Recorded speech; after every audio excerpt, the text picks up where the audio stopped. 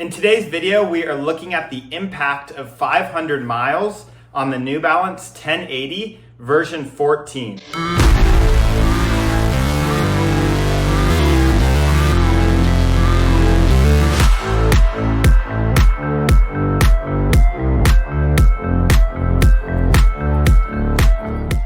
As we backtrack to about 2 months ago, I made an initial shoe review on the New Balance 1080 version 14. I addressed some of the new features on the outsole and the upper. Today we're going to be fast forwarding 500 miles in to the shoe, and I'm going to be addressing some of the things I was initially worried about. How is the upper holding up? How's the outsole, the rubber, doing? And also the fresh foam. So as we jump into today's video, we're going to first focus on the durability, and then we're also going to jump into how is the Fresh Foam Max specifically doing? Is it holding up well, or is it turning flat and mushy? Tune in.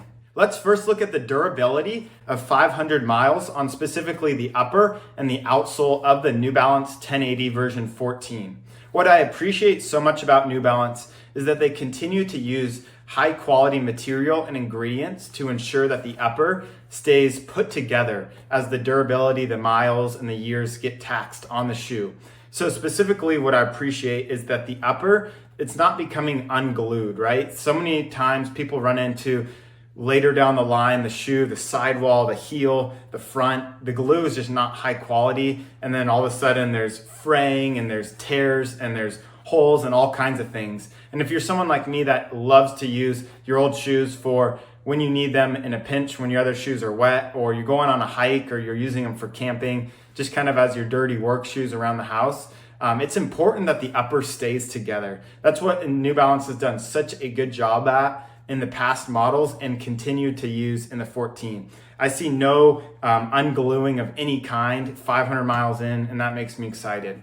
As we move on to the outsole of the shoe, I specifically want to show you what the version 13 looked like after about 500 to 600 miles. Something I addressed in the initial shoe review of the 14 was that they're using some extra rubber outsole on specifically the heel. And if you're someone like me that usually the heel is the first thing to get burned off in terms of rubber, I'm going to show you what the New Balance version 13 looked like. You can see there's a lot of foam torn up. I don't think they put enough rubber on the back side of the version 13 and specifically 12, 11, I don't know if 10, but specifically the past models, this back has really burned up quickly. It's been kind of a frustration because if you're someone like me putting a lot of miles in the shoe, you're having to recycle through shoes often, more often than you want. And so again, if we look at the version 13, you see there's that tear up of the rubber. You can still kind of see some of this rubber here, but specifically I'm burning off a lot of rubber right here. So this is the version 13, probably about 600 or 700 miles into this shoe.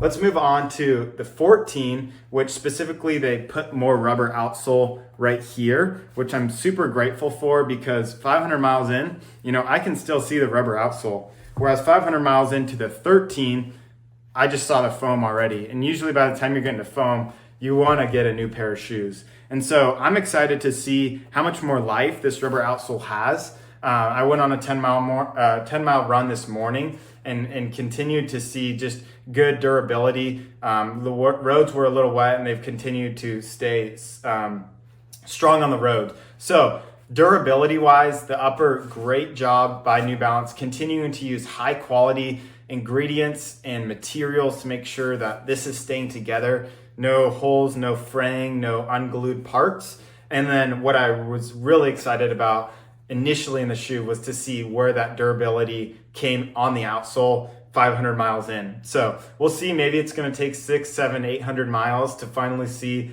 some of that fresh foam coming to light under the rubber outsole. But overall, just super excited about the durability. Let's next look at the Fresh Foam Max. Second part of what 500 miles did to the New Balance 1080 version 14. I want to specifically focus on the Fresh Foam X technology that New Balance includes in their shoes.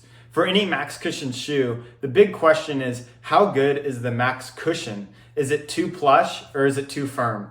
New Balance, what initially drew me to this shoe was just the great balance, no pun intended, of both a firm and plush ride. I felt like they struck it in the middle where you could go on a long run and it wasn't too firm that after 10 miles your legs hurt or ached, but it wasn't too plush where you feel like 5 miles in you really couldn't pick it up because your legs were kind of sinking into the ground.